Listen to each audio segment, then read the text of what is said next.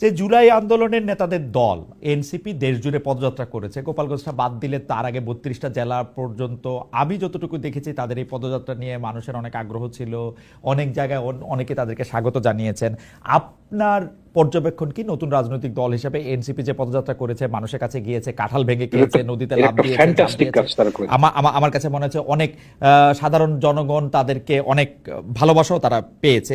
এইটাকে আপনি আসলে কিভাবে দেখছেন? আর হচ্ছে একটা ফ্যান্টাস্টিক কাজ। আর আর আর এই মূল্যায়নটা যদি আপনি একটু করেন যে নতুন রাজনৈতিক বিশ্ববিদ্যালয়ে আরেকটা ব্যাপার হচ্ছে আওয়ামী লীগের ফিরে আসা বা আওয়ামী লীগের পুনর্বাসন, সেটা পিআর সিস্টেমের মাধ্যমে হোক অন্যভাবে হোক। খোদ অন্তর্বর্তী সরকার প্রধান দেশকে একটা যুদ্ধ অবস্থার সাথে তুলনা করছেন, ফেসিবাদীরা ষড়যন্ত্র করছে বলে মনে করছেন। এই ব্যাপারটাকেও আসলে আপনি কিভাবে দেখেন? এই দুইটা প্রসঙ্গে যদি একটু আপনি বলতেন। প্রথমত আমি হচ্ছে গিয়ে এনসিপির খুব বড় শুভাকাঙ্ক্ষী, কারণ এনসিপির যত নেতা প্রত্যেকে আমার ছোট ভাই, এবং আমি তাদের প্রতি ডিপ গ্র্যাটিটিউড আছে। কারণ আমরা শেখ হাসিনার যেই জুলুম এখান থেকে বের হওয়ার জন্য আমার এই ছোট ভাইরা এই দেশকে নেতৃত্ব দিয়েছে। I cannot forget that ever in my life. So I have deep gratitude. এবং তারা যে এই কাজটা করছে এটাই রাইট ওয়ে। মানুষের কাছে যেতে হবে, মানুষের কাছে গিয়ে বলতে হবে যে আমরা ক্ষমতায় গেলে এই কাজ করব, আমি আপনার এই প্রবলেম সলভ করব, যেটা এনসিপির মধ্যে আমার কাছে মনে হয়। আমি একটু সমালোচনার ঢঙে বলছি, but this is the reality we must deal with. যে বাংলাদেশের সবচেয়ে বড় সমস্যা সাধারণ মানুষের সময় খুব খারাপ যাচ্ছে। এখানে 1/3 অফ আওয়ার ইউথ তারা বেকার। তাদের প্রবলেম গুলোকে আমাদের অ্যাড্রেস করতে হবে। আনফর্চুনেটলি এনসিপির যত রেটরিক সব হচ্ছে সংস্কার কেন্দ্রিক এবং পিপলের সাথে কোনো যোগাযোগ নাই। বাংলাদেশের মানুষের প্রধান সংকট এই সময় আমার কাছে মনে হয়েছে যে law and order and economic problem. এখন এই দুই প্রবলেম আমাদের পলিটিক্যাল সংকটের চাইতে অনেক বড় প্রবলেম, কারণ ভবিষ্যতে এগুলোর স্নোবল এফেক্ট হতে পারে। আমাদের এখন মানুষের কি সমস্যা, এই সমস্যার সমাধান কিভাবে করা যায় ওই দিকে নজর দেওয়া উচিত। এবং আমি আশা করবো যে এনসিপি নেতারা যখন যাবেন তারা তাদের যে কনস্টিটুয়েন্সি তারা বলবেন, কিন্তু তারা যেই কাজটা করছেন this is the right thing. ওখানেই যাওয়া উচিত, সাধারণ মানুষের সাথে যোগাযোগ করা উচিত এবং তাদেরকে বলা উচিত যে আমরা ক্ষমতায় গেলে কি করব। আপনার দ্বিতীয় কোয়েশ্চেন হচ্ছে গিয়ে যে ফ্যাসিজমের ফ্যাসিবাদ মানে ফ্যাসিস্টরা আবার ফিরে আসবে কিনা। ষড়যন্ত্র শেখ হাসিনার পক্ষে ফিরে আসা সম্ভব না। এটার কারণ হচ্ছে গিয়ে বাংলাদেশের যে পলিটিক্স, বাংলাদেশের পলিটিক্সের কিছু নোড লাগে।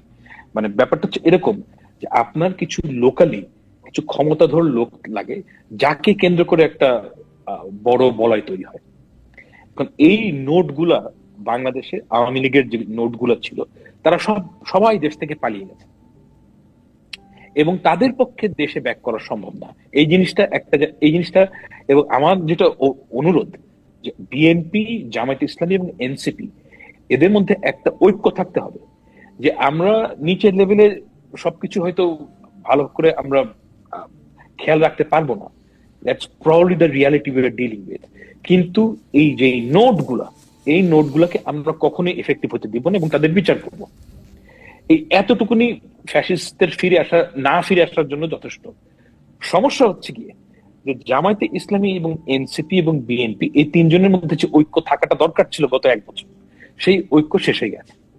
এবং এই ঐক্য শেষ হয়ে যাওয়ার মূল কারণ হচ্ছে যে কনস্ট্যান্ট একটা টক্সিক আচরণ তিন পার্টির মধ্যে এটা আছে।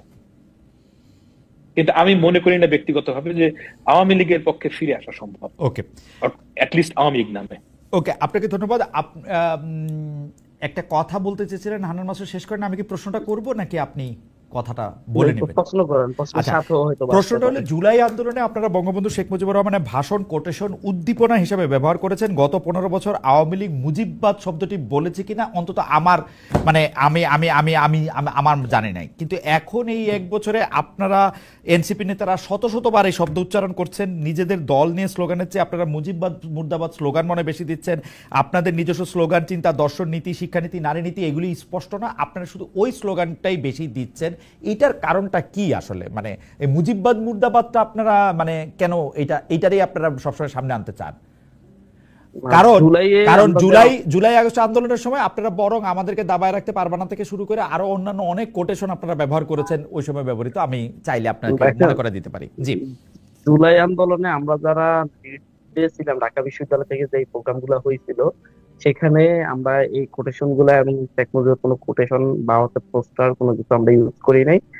আমরা 2018 সালের তো দেখেছি যে হচ্ছে শেখ মুজিবের বাংলায় বৈষম্য কোটা কথা ঠাই নেই জাতীয় ছিল, আমাদের এখানে আমরা অন্তত ব্যবহার করি নাই ইয়ার থেকে। কারণ আমরা যারা হচ্ছে আন্দোলন লিড দিয়েছিলাম আমাদের নিজস্ব একটা চিন্তাধারা অনেক আগ থেকেই ছিল। আমরা বলছিলাম যে হচ্ছে আমরা ছাত্র শক্তি করতাম, তাদের সেখানে একটা নিজস্ব চিন্তাধারা ছিল। এখান থেকে আমাদের কাছে ক্লিয়ার বাংলাদেশের রাজনীতির যে সংকটটা তৈরি করা হয়েছে এটা মুক্তিযুদ্ধের রাজনীতির কারণে হয়েছে। 71 পরবর্তী সময়ে আওয়ামী লীগের রাজনীতি না হয়ে মুজিববাদের রাজনীতি হয়েছে এবং সেটা পরবর্তীতে আওয়ামী লীগ ধারণ করেছে মুজিববাদী রাজনীতি। এবং শেখ মুজিব নিজেকে ওয়ান অ্যান্ড অনলি এই ক্ষমতাধর এবং হচ্ছে তিনি বাংলাদেশ এটা প্রমাণে ব্যতিব্যস্ত হয়ে পড়ছিলেন, যেটা মূলত এই দেশের একটা সিভিল সোসাইটিরও ক্রাইসিস বলতে পারেন, একটা বুদ্ধিভিত্তিক ক্রাইসিসও বলতে পারেন। আমরা মনে করছি সেটার মানুষের মনস্তত্ত্বের মধ্যে আসলে এই জায়গাটাই দিতে হবে। আওয়ামী লীগ যে ফ্যাসিজম এই স্বাধীন বাংলাদেশে কখনো রাজনীতি করে নাই, প্রত্যেকবারই ফ্যাসিজম কায়েম করেছে। সেটা মূল জায়গাটা কোথায় সেটা আমরা প্রমাণ করার জন্য সেটা নেওয়ার জন্য আমরা মুর্দাবাদটাকে আমরা তুলে ধরেছি। এটাকে আপনার কাছে ক্লিয়ার থাকতে হবে যে পাশাপাশি শেখ মুজিবের যে শাসন আমল ছিল 72 থেকে 75, সেই শাসন আমল কখনো রাজনৈতিক শাসন ছিল না। এখন আপনার প্রশ্নের মধ্যে আমি যে কথাটা বলতে চাইছিলাম যে হচ্ছে আওয়ামী লীগকে ফাহাম ভাইও, আমি জানি না, ফাহাম ভাইয়ের অনেক ভিডিও দেখছিলাম, প্রত্যেকটা ভিডিওটাই ফাহাম ভাই কখনো আওয়ামী লীগকে পলিটিক্যাল পার্টি হিসাবে বিবেচনা করেন না এবং উনি এই ক্ষেত্রে আমাদেরকে উৎসাহিত করছেন যাতে আওয়ামী লীগকে কখনো পলিটিক্যাল পার্টি হিসেবে বিবেচনা করা না হয়। এটা সন্ত্রাসী সংগঠন, ফ্যাসিস্ট সংগঠন। আমরা সেই জায়গা থেকে উদ্বুদ্ধ। আমরা দেখছি বিচার বিশ্লেষণে যে আওয়ামী লীগ পলিটিক্যাল পার্টি হতেই পারে না। এটা হওয়ার মতো কোন কোয়ালিটিটা আছে আমি এটা অনেককেই কোশ্চেন করেছি, আজ পর্যন্ত আমরা সেই কোশ্চেনের রিপ্লাই পাই নাই। স্বাধীন বাংলাদেশে আওয়ামী লীগ কবে রাজনীতি করেছে বা রাজনৈতিক দল হিসেবে কোন কোয়ালিটিটা আওয়ামী লীগ ধারণ করছিল সেটা আজ পর্যন্ত আমি অনেককেই জিজ্ঞাসা করছি, অনেক বুদ্ধিজীবীদের কারো কাছে পাই নাই।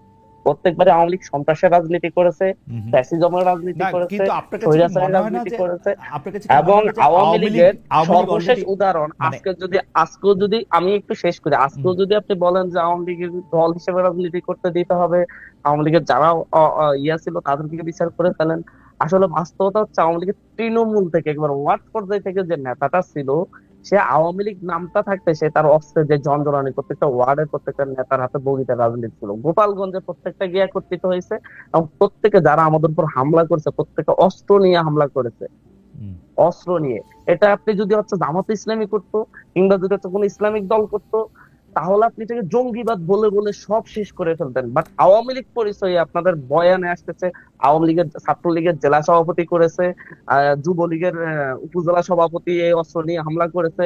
বাট যখন আপনার অন্য পরিচয় একটা প্রাইভেট ইউনিভার্সিটি শিক্ষার্থী যখন আমি একটু শিক্ষার্থী যখন আসলে মানে একটা প্রতিবার যখন আপনার সাথে দেখা হচ্ছে জঙ্গিবাদ না, প্রতিবার যখন আমি বলছি আওয়ামী লীগ জঙ্গি সংগঠন, সন্ত্রাসী সংগঠন, রাজনীতি করার মতো যে গুণ পলিটিক্যাল পার্টি হিসেবে রাজনৈতিক কোন গুণ যদি তার কাছে থাকে, আপনারা যদি বলতে পারেন যে আওয়ামী লীগ রাজনৈতিক দল হিসেবে এই গুণগুলো এই কোয়ালিটি গুলো আছে, এই ক্যারেক্টারিস্টিক গুলো আছে, তাহলে আওয়ামী লীগ রাজনীতি। হান্নান, আপনি তো কথা একটু যদি বলতে দেন। প্রশ্ন হচ্ছে যে এই ব্যাপারটা আপনি বুঝতেছেন, বাংলাদেশের 18 কোটি মানুষ কি বুঝতেছে কিনা সেইটা কি আপনি বুঝতেছেন, নাকি আপনি এইটা আন্দোলন করে যমুনা ঘেরাও করে ডক্টর ইউনূসকে বাধ্য করবেন আওয়ামী লীগকে নির্বাহী আদেশে নিষিদ্ধ করতে? আওয়ামী লীগ যে একটা সন্ত্রাসী সংগঠন হয়ে উঠছে, পলিটিক্যাল ইডিওলজি বলতে যে কিছু অবশিষ্ট নাই, সেইটার ফল হিসাবেই তো আওয়ামী লীগকে এই পুরাপুরি সাজানো বাগান ফেলে রেখে তাদেরকে পলায় যেতে হয়েছে, কখনো নর্দমায় কখনো পুকুরে দাঁড়া হইয়া, এইটা আবার পরে দেয়া বইলা বইলা। এই জায়গার মধ্যে থেকে আপনাদেরকে, আপনারা জনগণের উপর আপনাদের আস্থা এত কম কেন যে আপনারা যমুনা ঘেরাও করে আওয়ামী লীগকে নিষিদ্ধ করতে বলেন? ফাহাম এক্স্যাক্টলি এই কথাটাই বলতেছেন, কিন্তু আপনি ফাহামের প্রথম পরের শুনতেছেন না, কিন্তু সেখানে জনগণই অংশগ্রহণ করেছে না, জনগণ অংশগ্রহণ করে না। আমরা বুঝতেছি, আমি একটা কথা বলি, আমরা বুঝতেছি, খালেদ ভাই বুঝতেছে, ফাহাম ভাই বুঝতেছে যে আওয়ামী লীগ সন্ত্রাসী সংগঠন, রাজনৈতিক দলের কোনো কোয়ালিটি তাদের নাই। আমার আপনার ফাহাম ভাইদের দায়িত্ব জনগণের কাছে এই বার্তাটা না, ক্লিয়ারলি আমি আপনাকে পৌঁছায় বলি, দেয়া। আমি এবং আপনাকে তারা বলি, রাজনীতি হান্নান মাসুদ করতে এগুলি কেন বলা পারবে দরকার, না, হান্নান মাসুদ সেটা এগুলি বলা establish দরকার। করা। আমি বলি, আমি 2023 সালের অক্টোবরে আমি বলছিলাম, শেখ হাসিনা আপনি প্রধানমন্ত্রীর পদ ছাইরা দিয়া শেখ রেহানাকে প্রধান নির্বাচন কমিশনার বানান, তাও আপনি নির্বাচনে হারবেন।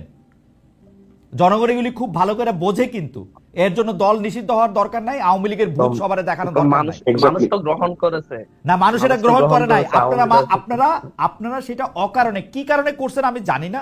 2 দিন আগে না, আমি বলছি হচ্ছে আপনাকে, আপনি তো তেহরিকে, আপনি তো চাইলে এখন হচ্ছে হিজবুত তাহরীরে রাজনৈতিক দল হিসেবে স্বীকৃতি দিবেন না, রাজনীতি করতে দিবেন না। না না, একটার আপনি সাথে তাহলে আরেকটা কেন তুলনা আওয়ামী দিলে তো, লীগকে দিবেন? একটার সাথে না, একটার সাথে দুইটা আরেকটা একই। তুলনা দিলে তো তার চাইতে কথা হিজবুত কথা তাহরীর আগায় না। থেকেও আওয়ামী লীগ ভয়ঙ্কর, হিজবুত তাহরীর থেকেও আওয়ামী লীগ ভয়ঙ্কর। এখনো প্রত্যেকটা মানে হচ্ছে পর্যায়ে যে আওয়ামী লীগের ইয়াগুলো আছে, এরা এখন অস্ত্র নিয়ে ঘুরে, ওকে, এখনো হুমকি দেয় প্রত্যেকে। আমার মনে হয় যে যেহেতু আমার একটা মনে হয়, শুধরাইছে। আমার মনে হয় যে এনসিপির কাছে আমার আশা হচ্ছে এনসিপির নিজস্ব রাজনীতি ডেভেলপ করুক, কোনো একটা পতিত ভূত, পতিত স্বৈরাচার, সেইটারে মানে ওইটার কথা বললে নিজেকে আর একটু বড় মনে হয়, সেই বড় মনে হওয়াটা অনেকটা ডন কুইকজোটের যুদ্ধের মতো হয়ে যায় হান্নান মাসুদ।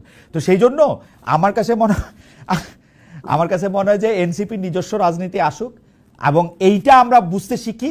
আপনারা যেটা দেখতেছেন সন্ত্রাসী সংগঠনের কথা বা রাজনৈতিক আদর্শের থেকে পতিত হওয়ার কথা, সেটা আমরাও দেখতে পাই আসলে। এইটা যদি আপনারা বোঝেন তাহলে ভালো হয়। যাই হোক, আমরা আর 1 মিনিট করে কথা শুনি, অনুষ্ঠান শেষ করে দিই। জনাব ফাহাম, আপনি যদি 1 মিনিট একটা বলেন। আমার মনে হয় যে চমৎকার যুক্তি দিয়েছে জনাব হান্নান মাসুদ, যে আসলে আওয়ামী লীগকে কেন নিষিদ্ধ করা বা আওয়ামী লীগের ব্যাপারে তিনি কি বলা, আপনার যুক্তি থেকেই আপনি বলছেন। আপনি যদি বাংলাদেশের রাজনীতির ভবিষ্যৎ একটু 40-50 সেকেন্ড বলেন, আমরা হান্নান মাসুদকেও বাংলাদেশের রাজনীতির ভবিষ্যৎটা একটু আমরা শুনতে চাইবো।